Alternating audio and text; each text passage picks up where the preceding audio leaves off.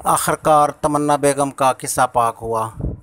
तमन्ना बेगम जिसने अपनी फसासियत की आग गर्म की हुई थी और वो यही समझती थी कि वही अन्नदाता है, वो जो चाहेगी कर सकती है और अपने आप को वो क्या समझती थी।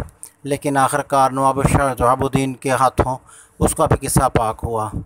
नवाब शहाबुद्दीन अपनी बेटी को लेके वापस हवेली आ जाता है, लेकिन जब उसको एहसास होता है कि माजी की गलतियों की वजह से ना सिर्फ उसकी बेटी परेशान हुई बल्कि उसकी बीवी भी मुतासर होती है, जिसकी वजह से वो ना सिर्फ दिलावर से तो माफ़ी मांगता है और उसके साथ ही अपनी बीवी से भी ही माफ़ी मांगता है कि जिसको उसने इतना अरसा इग्नोर किए रखा।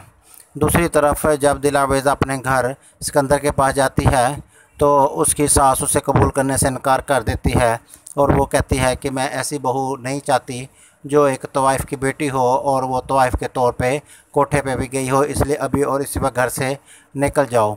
उसका शौहर उसे बहुत मनाने की कोशिश करता है लेकिन वो इसकी सुनती नहीं है और उसको घर से निकाल देती है।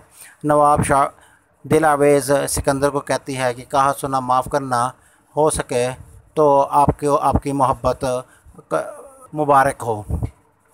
ये कह के वो सिकंदर के घर से वापस आ जाती है। अब ये देखना है कि दिलावेज़ का क्या मुस्तकबिल होगा। तमन्ना तो अपने घर चली गई और दूसरी तरफ फारिया का क्या मुस्तकबिल होगा, ये इसका फ़ैसला होना बाकी है। अगली 2 किस्सात में इस बात का भी फ़ैसला हो ही जाएगा। अब इस ड्रामे के अंदर जो ख़ास चीज़ ये थी कि तमन्ना का किरदार बहुत ज़्यादा लंबा कर दिया गया, जो कि नहीं करना चाहिए था। दिलावेज़ का किरदार ठीक था, लेकिन शुरू के अंदर ये दिलावेज़ ड्रामा बहुत हिट जा रहा था, लेकिन तमन्ना के डायलॉग और उसके किरदार की वजह से ये इंतहाई बोरियत की तरफ चला गया। तमन्ना का किरदार बहुत ज़्यादा लंबा कर दिया गया, जिसकी वजह से इसे बोरियत लोगों को इसकी बोरियत का सामना करना पड़ा।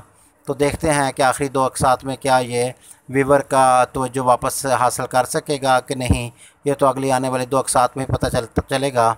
देखते रहें चैनल अख्तर इन्फॉर्मेशन।